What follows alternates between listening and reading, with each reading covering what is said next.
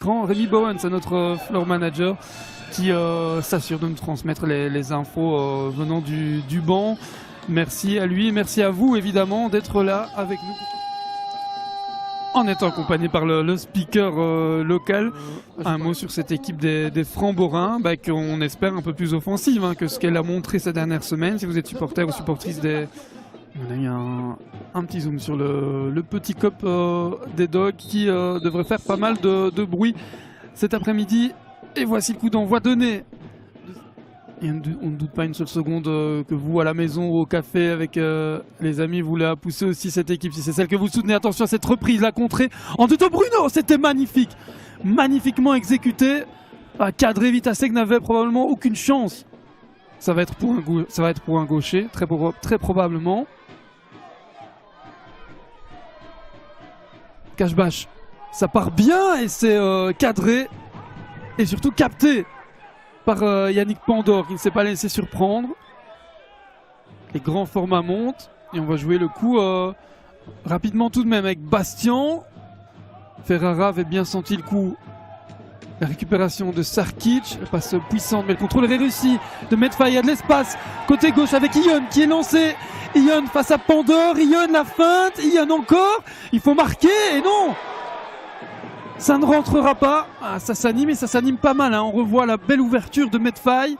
Et Ion qui préfère entrer dans le jeu sur son... pour les Dogs là, en reconversion, il y avait peut-être mieux à faire. Là encore, Najib Abdelli qui parlait d'efficacité entre les deux rectangles et la tentative là, repoussée par Pandore.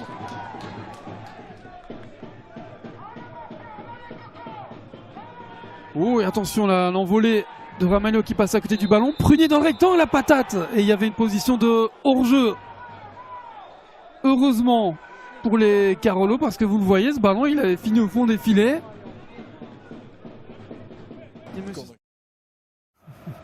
Un Stewart qui s'est mis dans la peau du 4e arbitre, là. Vous le voyez, bon, ça les fait bien rire et ils ont raison. Montée donc de Mike Bétinger. Les sorties de Ion. Et ouais, alors que là les infos sont pas claires. On n'est pas d'accord dans les changements.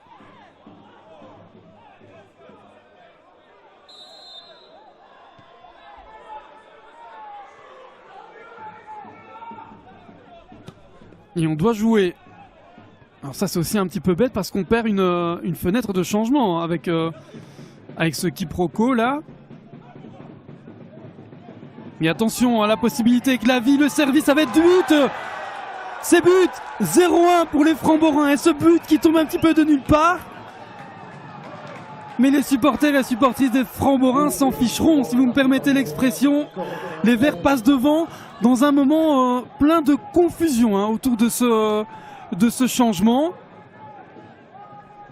Et c'est finalement peut-être aussi à l'image de cette saison de l'Olympique, où on a beau essayer de mettre des choses en place, des joueurs qui se battent sur le terrain et ça finit toujours par coincer quelque part. Et quand c'est pas sur le terrain, on ne retirera rien au bon travail de Corentin Lavie qui avait tout bien senti.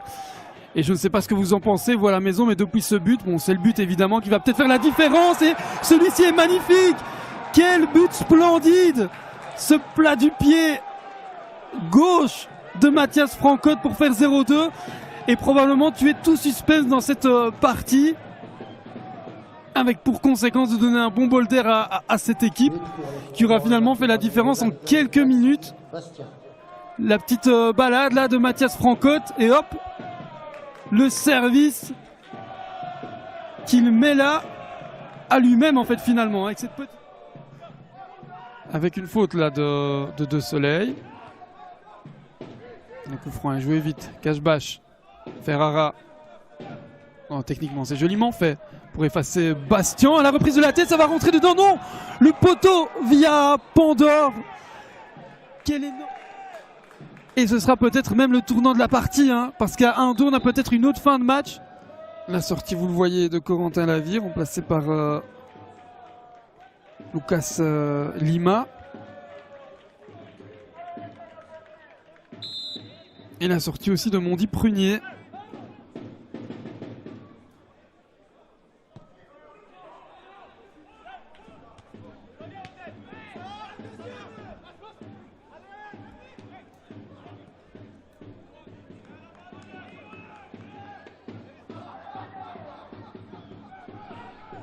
La reprise, ce but. Ah, ce ballon était magnifiquement servi. Et Lucas Lima qui profite de ses premières minutes sur la pelouse ce soir pour faire 0-3.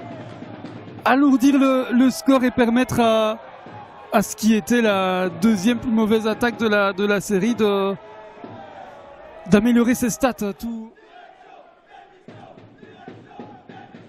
Et vous l'entendez, hein, les supporters qui appellent la direction à démissionner. Les Framborains s'imposent 0-3 à l'Olympique de Charleroi dans le match qu'il ne fallait pas perdre.